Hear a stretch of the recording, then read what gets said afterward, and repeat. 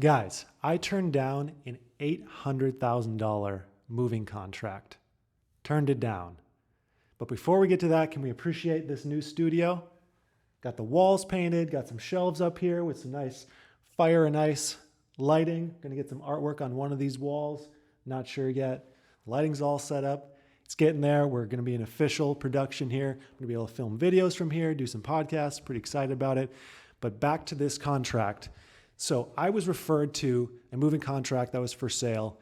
It was $200,000 a year for 4 years, $800,000 contract, and I turned it down, which just sounds ridiculous, but I'll explain all the details. So I got sent this listing. I called the guy who was selling the contract to get the information. I sent him an email, no response. About 2 days later, I called him again. Finally, he called me back with some information.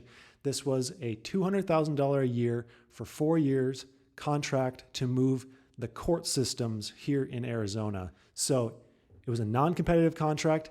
Anything that they needed moved or stored furniture-wise had to go directly through this contract. So what this guy did was he went online and bid for this contract against like 7 or 8 other moving companies, won it, and then it turned out that he actually won another contract in Florida that was much larger, so he needed to sell this contract and find someone with enough manpower to do so. So I thought this would be a perfect opportunity for me because he said he needed a company that was large enough to handle 10 to 20 man jobs, and I was like, well, this sounds like it could be perfect.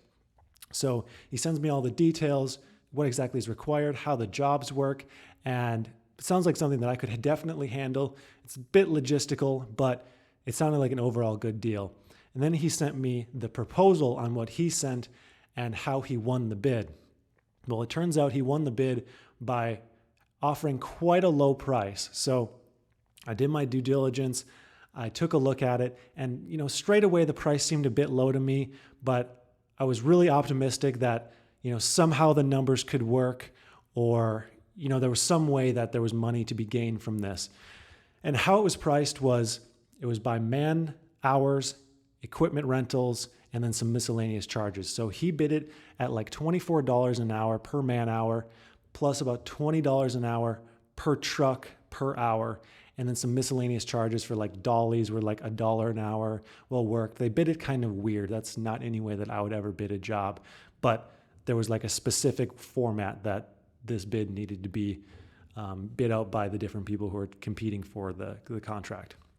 So that's the price he bid, which is about 40 or 50% of what my normal rates are for that kind of thing. So I asked him, like, is this normal? Is this the kind of price that you've done this in the past? Because all he does is government work, apparently. And he's like, yeah, that's right in line. And he's like, bear in mind that these are 10 to 20 man jobs. So yeah, it's $24 an hour per guy. But, when you have 20 guys out, you'd be looking at about $5,000 a day for jobs that you work. And then with this contract, you'd be looking at 1 to 2 jobs a month that are $5,000 a day. And again, I was really optimistic. I wanted to make this work. So I was kind of searching for ways that I could justify that I could still make money with this. But then I realized I needed to be unemotional about it.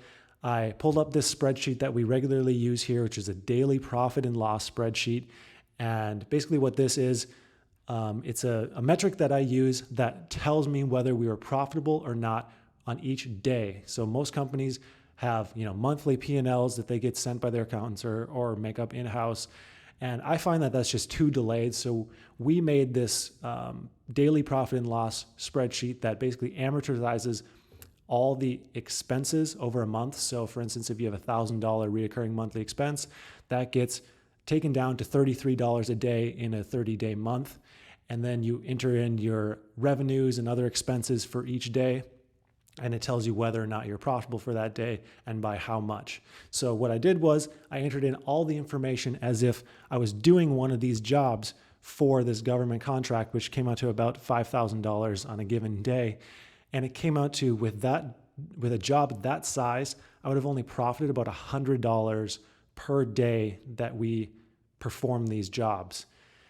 And, even with these numbers from me, I still try to justify it like, oh, it might help cover fixed costs, which may potentially be true because I would have that guaranteed $5,000 to $10,000 every single month to put towards various things like rent or truck payments.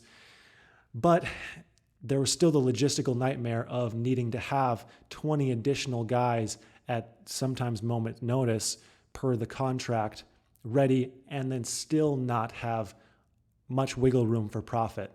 And the thing is, with $100 profit in a day, if there's one small mistake, you're going to end up losing a whole lot of money. It's not hard to lose $1,000 on a $5,000 job, which automatically takes you from $100 profit to $900 in the negative for a single day. So that's the way I looked at it. I decided I really needed to take an analytical approach, try to push all the emotional amount to the side, all those dreams of increasing revenue by a decent amount, that $200,000 a year, which just sounds amazing, sounds like a great deal. And I ended up turning down the contract. And I realized that, even if I was given this contract for free, I probably wouldn't have taken it. He was selling it was for a fair price, but it simply was not worth it for my company and the amount of logistics that would have to go into making this work and bidding it out and kind of going by all their rules. So I ended up turning it down. And really the overarching point that I'm getting at here is that when it comes to these big decisions, it's super important to put your ego and your emotions aside and really take an analytical approach to it. Because I would love to say that I increased revenue by $200,000 a year, but it really wouldn't have meant anything at the end of the day because profits wouldn't have changed much. And it really would just be more ego than anything and more work than anything. So check the emotions and have a profitable day.